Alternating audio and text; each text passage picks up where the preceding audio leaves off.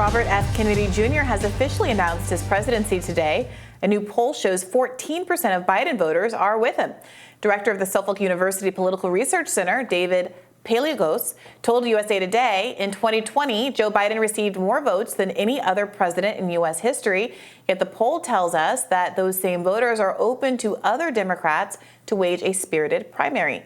Kennedy, although a long shot at this point, starts in double digits and can't be ignored. So obviously he is the son of Robert F. Kennedy, former Attorney General when his brother, President Kennedy, was president, also assassinated like his brother. And so there's the family legacy, etc. Kennedy's a very popular family, very popular presidency for a certain American of a certain age, of a certain generation. So there's that. Obviously, he is most known, Robert F. Kennedy Jr. is most known to the mainstream media as someone having an extremely anti-vaccine agenda, and one predating COVID and all the discussion around COVID vaccines.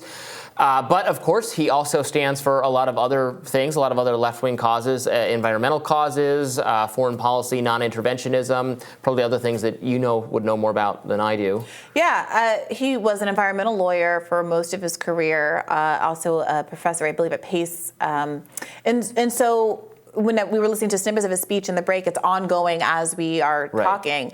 And we'll try to get someone who is on the ground there to talk more about it later. Right, tomorrow, hopefully. But, this is a person who has also really foregrounded environmental rights issues, and in a context where Joe Biden has frankly betrayed the interest of the environmental left during the course of this presidency, most recently opening up the Arctic to this ConocoPhillips deal.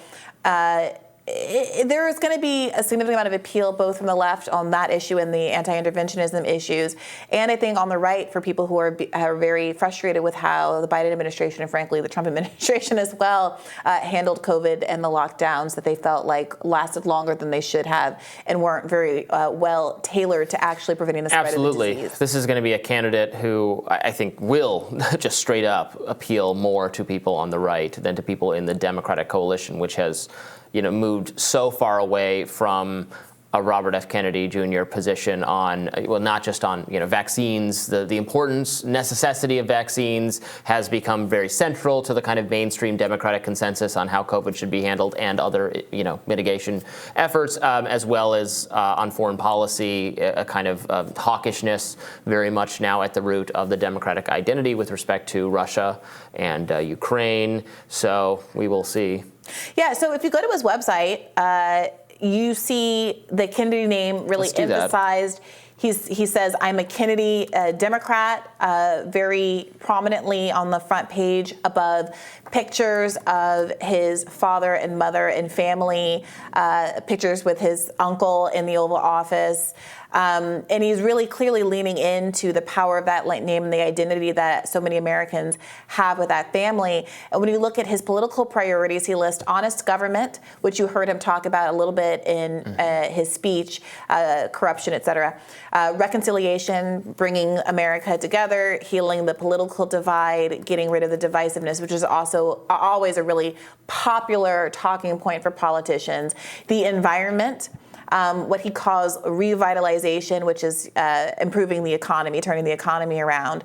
Peace, with a section titled Bring It Home, which suggests this kind of anti-war ethos is going to be really core to this.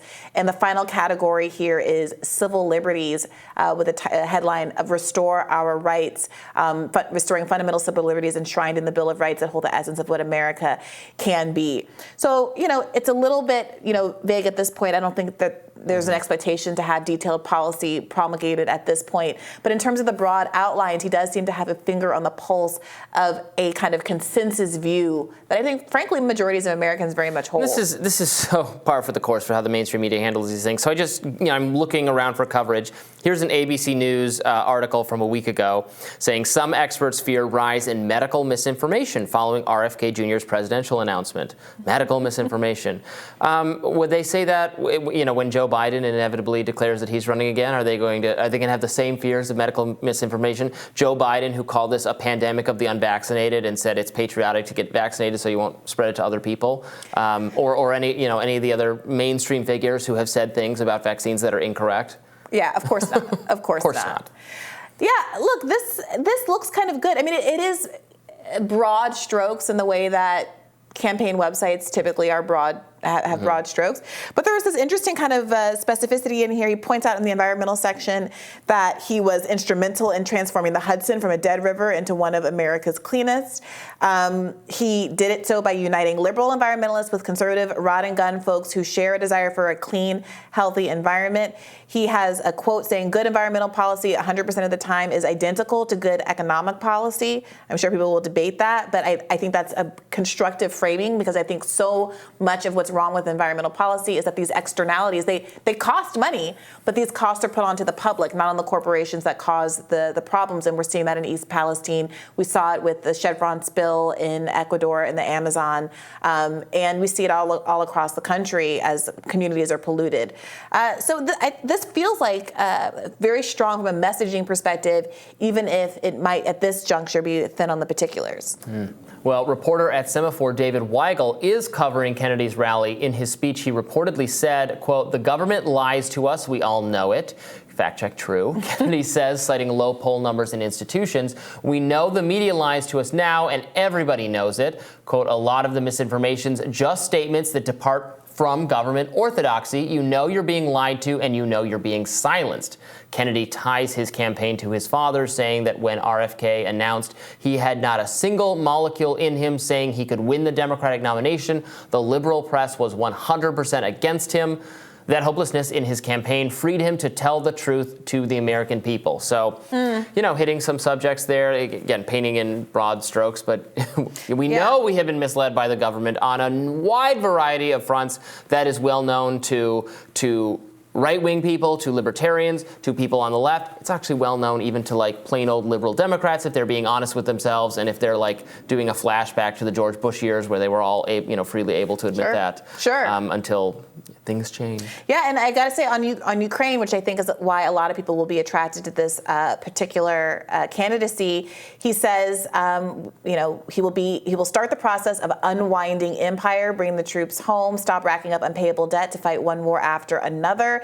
He says, in Ukraine, the most important priority is to end the suffering of the Ukrainian people, victims of a brutal Russian invasion, and also victims of American geopolitical machinations going back at least to 2014. He says, diplomacy has never really been tried. We will offer to withdraw our troops and nuclear-capable missiles from Russia's borders. Russia will withdraw its troops from Ukraine and guarantee its freedom and independence. UN peacekeepers will guarantee peace to the Russian-speaking eastern regions. We will put an end to this war, etc. What a kook. Kidding. Yeah, of course. I mean, of course, that all sounds very logical and reasonable. I mean, why is he cannot claim that Russia will withdraw its troops. Obviously, he can't make those kind of declarations. But the idea that diplomacy first should be tried, that the goal should not be continuing American empire, is going to resonate with a lot of folks. So I look forward to covering this candidacy. For sure. Well, we'll have more Rising right after this.